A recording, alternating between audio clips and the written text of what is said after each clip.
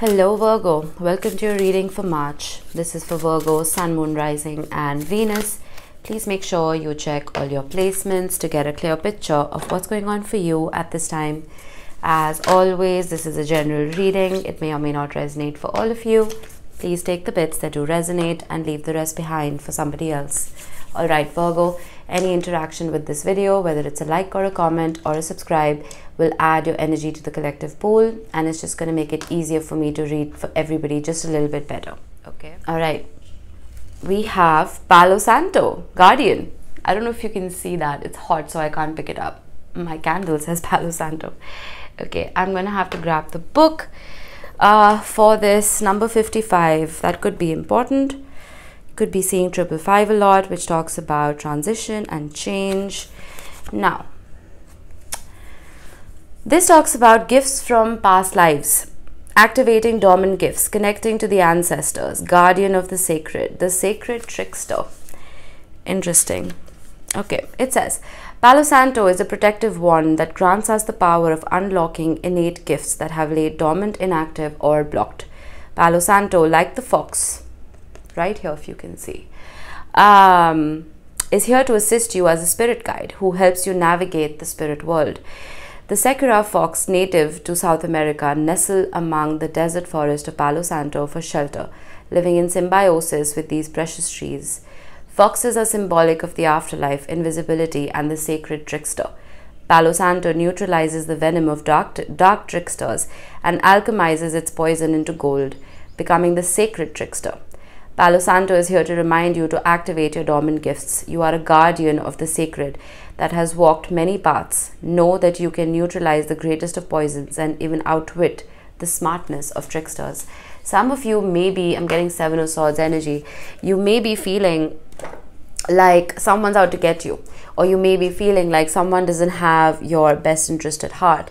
I'm getting a sort of protectiveness. I'm getting the universe protecting you against certain people. You may be cutting these people out, and you may be being guided to cut those people out, which is why we have 555 or 555, right? This is a change in course, a change in direction, a change that you make happen because you want to purify your life, you want to neutralize your life, you want to remove that poison, you know. And with see the bigger picture, full moon in Sagittarius, it's interesting because Sagittarius rules the 9th house, which is the house of philosophy. It's the house of spirituality, of our own theme of life, right? So I'm getting like an overhaul. I'm getting a massive shift in the bigger picture of your life.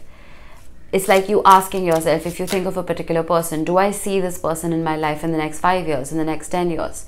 If not, you're removing them now. You know, you're cleaning out your wardrobe. You see a sweater. Am I going to wear this 3 years from now? No. Have I already worn it for 10 years? Is it completely worn out? Yes. I'm throwing it out. You know what I mean? That there's something about purification and cleansing. But let's see what we have.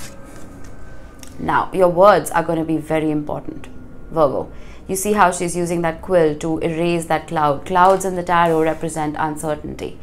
So you're using your words, written or spoken, very wisely here, having the right kinds of conversations. We have the world. Exactly, that is Palo Santo. That is completing a chapter, closing something out because it served its purpose. It's graduation time. We have the Knight of Cups, beautiful. This is a very creative offer of love.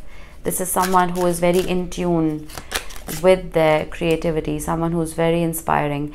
And then we have the 7 of Cups, and for some of you, I feel like you have more than one option right here. It's like the world is your oyster. We have the 4 of Pentacles. You remember what I said about your words being important, and you should be able to speak those words into existence, but I feel like some of you are holding back. Now with the World card and the 10 of Cups, I'm getting very strongly that you've closed out a chapter that was a nuisance so that you could make space for something that can bring you this happily ever after. This 5-year, 10-year happily ever after, even longer for some of you. Why is the Knight of Cups here, the Star? Having a wish being granted, being seen for who you are, having a spotlight on you. The Three of Pentacles has been showing up a lot, and I feel like that has to do with Pluto moving into Aquarius. So that is a generational transit that is going to affect us for many, many years to come, a couple of decades. So this is working hand in hand with people and using your combined resources to create something beautiful and stable, right? They're building a flower out of bricks. So we will see. Let's start clarifying. We have the Nine of Swords with the Two of Pentacles and the King of Cups, who has been showing up a lot again at the bottom of the deck. You see how it's almost like you're feeling like you have too many eyes on you and you need to start cutting a few of these people out. Some of you literally just need to start wearing an evil eye. That's what I just got. But let's see, why is the Knight of Swords here? The Ace of Cups, beautiful. This is an offer of love. An offer of love that may come in very suddenly and not in the softest way is what I'm getting. The Knight of Cups, beautiful energy. Someone has their eye on you, Virgo. With the Chariot, it could be a Cancerian or a Sagittarius. Five of Wands, Ten of Pentacles. Someone who wants to fight for this.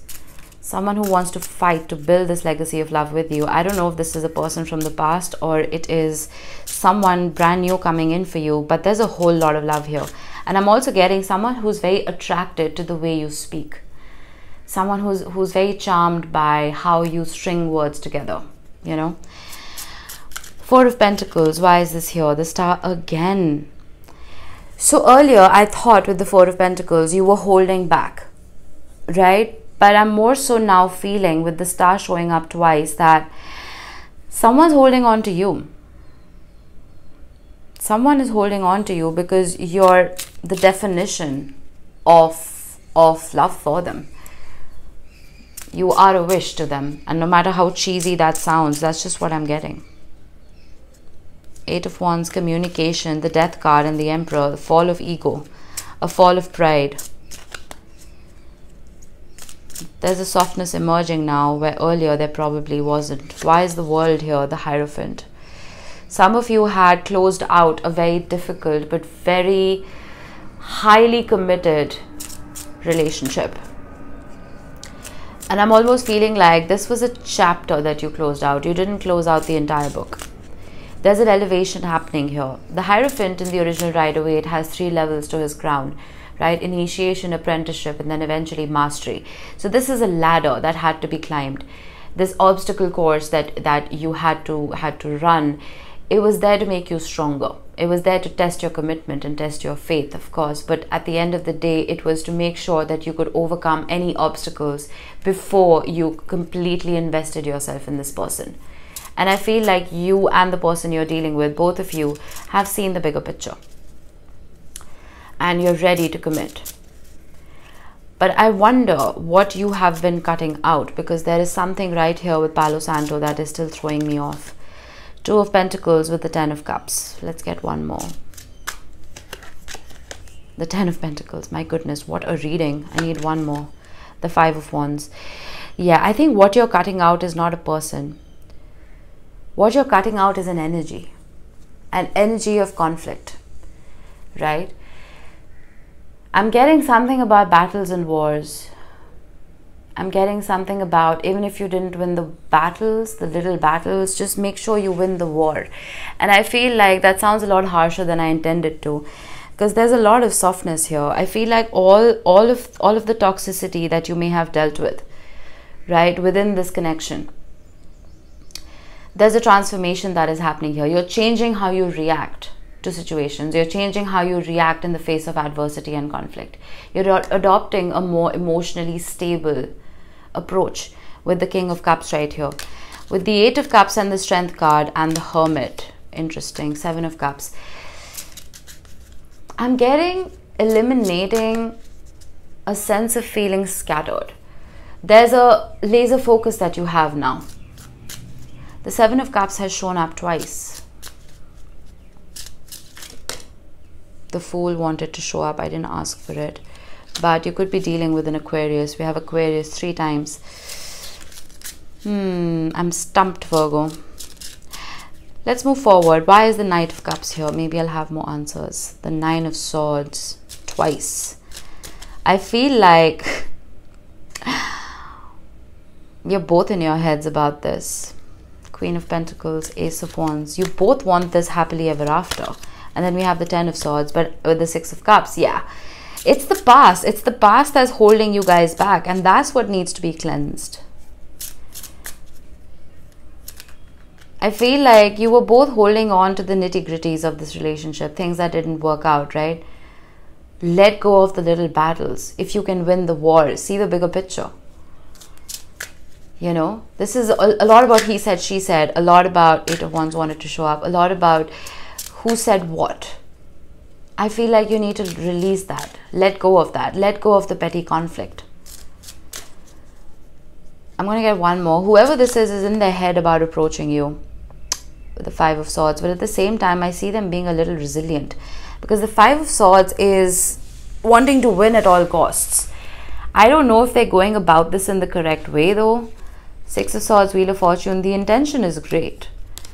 But they're not coming about this in the best way possible.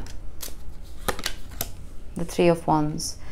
This has been planned. This has been planned for a while. And I feel like the longer this person waits, the longer they're getting in their head.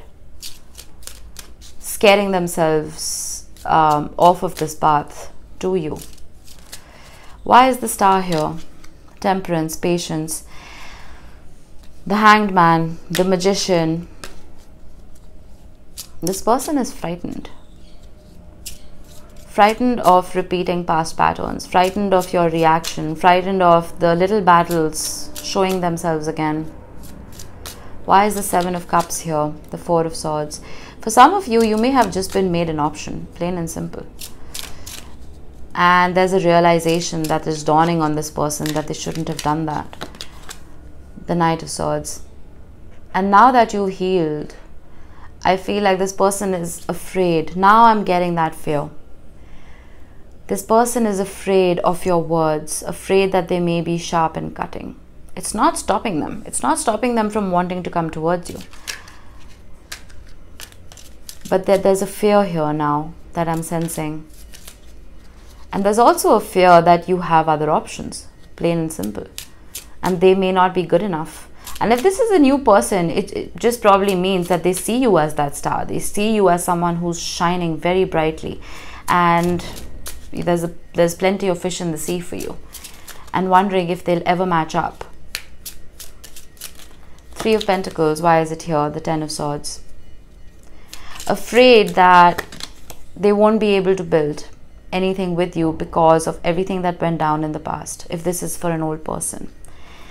But the Ten of Swords always talks about karmic lessons that have been learned.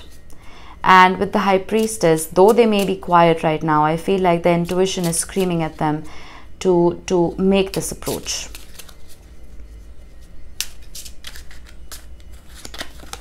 The Three of Cups.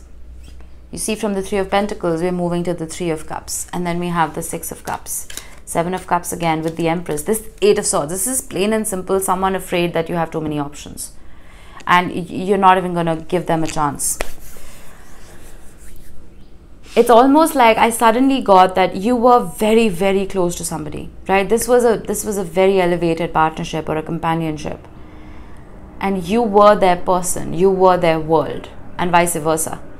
But after whatever happened, you're talking to each other like you're strangers. And you may be getting closer to other people. And this person is seeing that. And they miss the position they had in your life.